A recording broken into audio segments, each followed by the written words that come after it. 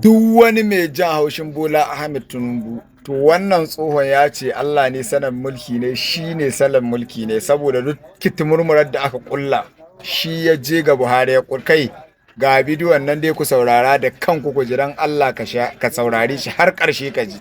in ka iyo ka yahi mai ko ka yafi dan yana roƙon a yafi mai ne bismillah. Mutane suna ta surutai a ƙasar nan, yau ni zan buɗe maka wannan magana kuma ka faɗa wa kowa kuma ka yaɗa har shugaban ƙasa ya ji. Ni na je na samu shugaban ƙasa Muhammadu Buhari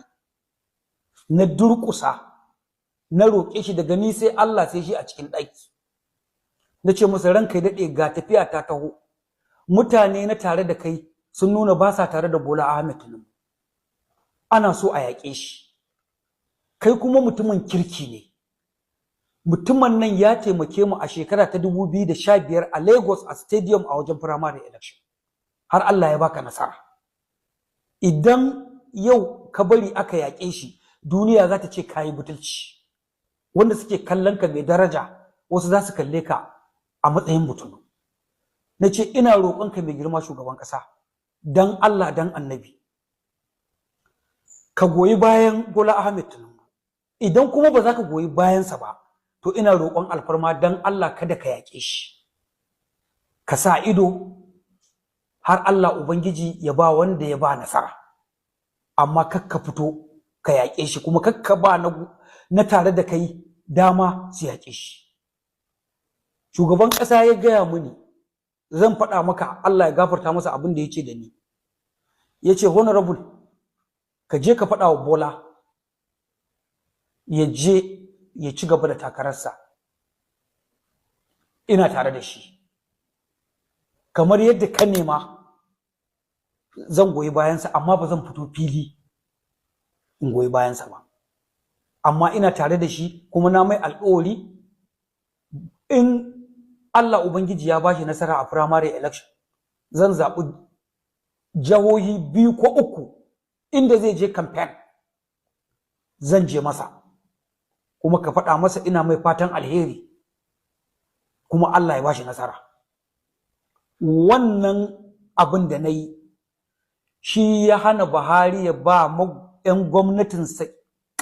dama su yaƙi Asuwaju a hana shi takara, domin an ɗauko hanyoyi ta EFCC ta ina ne ana so a dankofa Bola Ahmed Tinubu a hana shi takara a kawo ɗan takara, amma Buhari bai ba da fuska ba. Ni kuma ni na je na roƙi Buhari bai ba da fuska ba, saboda haka Buhari ya sa ido bai yaƙi Asuwaju ba, kuma kamar yadda ya min alƙawari ya zaɓi wuri 3 ko 2 na jihohi ya je kamfen ɗin, kuma a wannan dare na je Lagos House na samu mai girma Bola Ahmed Tinubu, ya ce min ya aka yi, na ce mai ga yadda muka yi da Buhari, ga yadda muka yi da Buhari, ga yadda muka yi da Buhari, kuma na ci nasara. Shugaban ƙasa ya mun alƙawari yana tare da kai, kuma ya mun alƙawari zai goyi bayanka, amma ba zai fito fili ya goyi bayanka ba. Amma wannan magana da na mai ya gamsu da ita, wanda yana daga cikin laifuffukan da na yi wa waɗanda ba sa son Bola Ahmed Tinubu na tare da Buhari, wanda ya ƙarasawa suka yi blocking ɗina suka hana nin ƙara ganinsa. Domin ni na shiga na tabbatar da na faɗa wa Buhari gaskiya, kuma na cusa mai aƙida a zuciyarsa ta kada ya yaƙi, kada kuma ya bari a yaƙi Bola Ahmed Tinubu.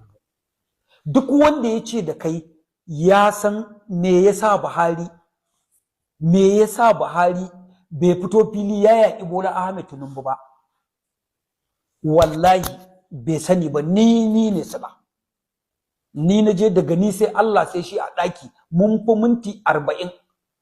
na kuma sa mai wannan aƙida, kuma ya aike ni gurin sa ya ce in gaya mai yana tare da shi. Kuma yau in shugaban ƙasa ya ji wannan magana ko ya ga wannan interview zai tabbatar da wannan magana da ne haka aka yi. To amma misali tunda kai ne kai